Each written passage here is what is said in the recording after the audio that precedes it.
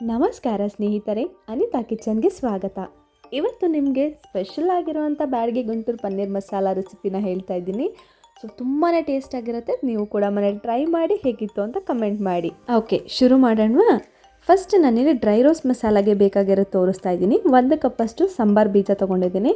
ಹಾಗೆ ಪಲಾವ್ ಎಲೆ, ಚಕ್ಕೆ, ಸ್ಟಾರ್ ಲೀಫ್, ಏಲಕ್ಕಿ, ಲವಂಗ, ಶಾಯಿ ಜೀರಾನ ನಾನಿಲ್ಲಿ ಬಳಸ್ತಾ ಇದ್ದೀನಿ.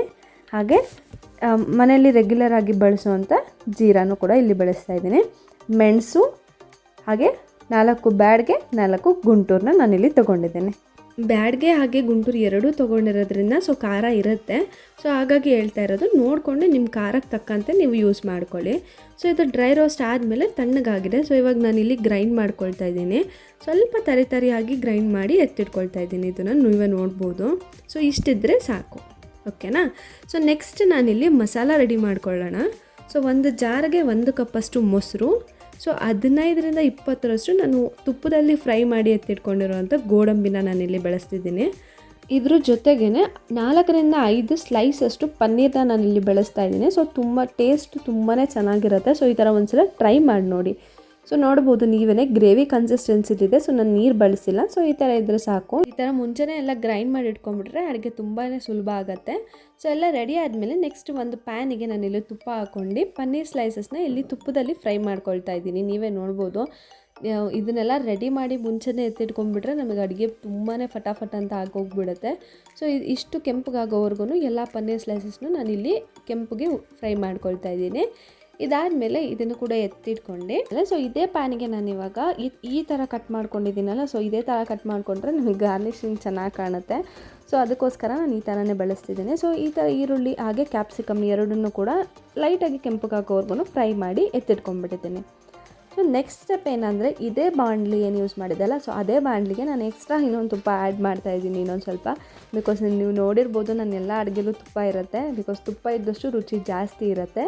ಹಾಗೆ ತುಪ್ಪಕ್ಕಾದಮೇಲೆ ಇದಕ್ಕೆ ಶಾಯಿ ಜೀರಾನ ಬಳಸ್ತಾ ಇದ್ದೀನಿ. ಸೊ ಶಾಯಿ ಜೀರಾ ಹಾಗೆ 2 ಪಲಾವ್ ಎಲೆನ ಹಾಕಿ ಸ್ವಲ್ಪ ಫ್ರೈ ಮಾಡ್ಕೊಬೇಕಾಗತ್ತೆ. ನೆಕ್ಸ್ಟ್ ಆಗಲೇ ರೆಡಿ ಮಾಡ್ಕೊಂಡಿದ್ದಂಥ ಗೋಡಂಬಿ ಹಾಗೆ ಪನ್ನೀರ್ ಏನು ಹಾಕಿ ಮಸಾಲ ರೆಡಿ ಮಾಡಿದ್ವಲ್ವ, ಸೊ ಅದನ್ನು ನಾನಿಲ್ಲಿ ಹಾಕ್ಕೊಳ್ತಾ ಇದ್ದೀನಿ. ತಿಕ್ನೆಸ್ ನೀವೇ ನೋಡ್ಬೋದು. ಸೊ ಇದಕ್ಕೆ ನಾನು ಇವಾಗ 1 ಸ್ಪೂನಷ್ಟು ಶುಂಠಿ ಬೆಳ್ಳುಳ್ಳಿ ಪೇಸ್ಟ್ ಹಾಕಿ ಸೊ ಹಸಿ ಸ್ಮೆಲ್ ಹೋಗೋವರೆಗೂ ನೀಟಾಗಿ ಲೋ ಫ್ಲೇಮಲ್ಲಿನೇ ಬಾಡಿಸ್ಕೊಳ್ತಾ ಇದ್ದೀನಿ. ಬಿಕಾಸ್ ತಳ ಹಿಡಿದ್ಬಿಡುತ್ತೆ ನೋಡಿ. ಇವಾಗ ಇದನ್ನು ನೀಟಾಗಿ ಫ್ರೈ ಮಾಡ್ಕೊಳ್ಳೋಣ. ಲೋ ಫ್ಲೇಮಲ್ಲೇ ಫ್ರೈ ಮಾಡಬೇಕು. ಸೊ ನೀಟಾಗಿ ಅದು ಸ್ವಲ್ಪ ಕುದೀತಿದೆ ಅನ್ನೋ ಟೈಮಲ್ಲಿ ನಾನು ಇವಾಗ ನೀರನ್ನ ಆ್ಯಡ್ ಮಾಡ್ಕೋಬೇಕು. ಸೊ ನಾನು ಮಸಾಲ ರುಬ್ಬಿದ್ರಲ್ಲೇ ನೀರನ್ನ ಆ್ಯಡ್ ಮಾಡ್ಕೋತಾ ಇದ್ದೀನಿ. ಸೊ ಕನ್ಸಿಸ್ಟೆನ್ಸಿ ಲೆವೆಲ್ ನಿಮಗೆ ಯಾವ ಥರ ಬೇಕು, ಗಟ್ಟಿಯಾಗಿ ಗ್ರೇವಿ ಬೇಕು ಅಂದರೆ ಸ್ವಲ್ಪ ನೀರನ್ನ ಯೂಸ್ ಮಾಡಿ, ಇಲ್ಲ ಜಾಸ್ತಿ ಗ್ರೇವಿ ಬೇಕು ಅಂದರೆ ನೀರನ್ನ ಸ್ವಲ್ಪ ಜಾಸ್ತಿ ಕ್ವಾಂಟಿಟಿಯಲ್ಲಿ ಹಾಕಿ ಕನ್ಸಿಸ್ಟೆನ್ಸಿ ನೋಡ್ಕೊಂಡು ಯೂಸ್ ಮಾಡಿ.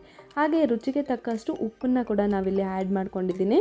ಸೊ ಇದಿವಾಗ ಉಪ್ಪು ಆದಮೇಲೆ ನಾನು ಏನು ಆವಾಗಲೇ ಬ್ಯಾಡಗಿ ಗುಂಟೂರ್ದು ಡ್ರೈ ರೋಸ್ಟ್ ಮಾಡಿದ್ದೆ ಅಲ್ಲ, ಸೊ ಆ ಮಸಾಲಾನ ನಾನಿಲ್ಲಿ ಯೂಸ್ ಮಾಡ್ತಾಯಿದ್ದೀನಿ.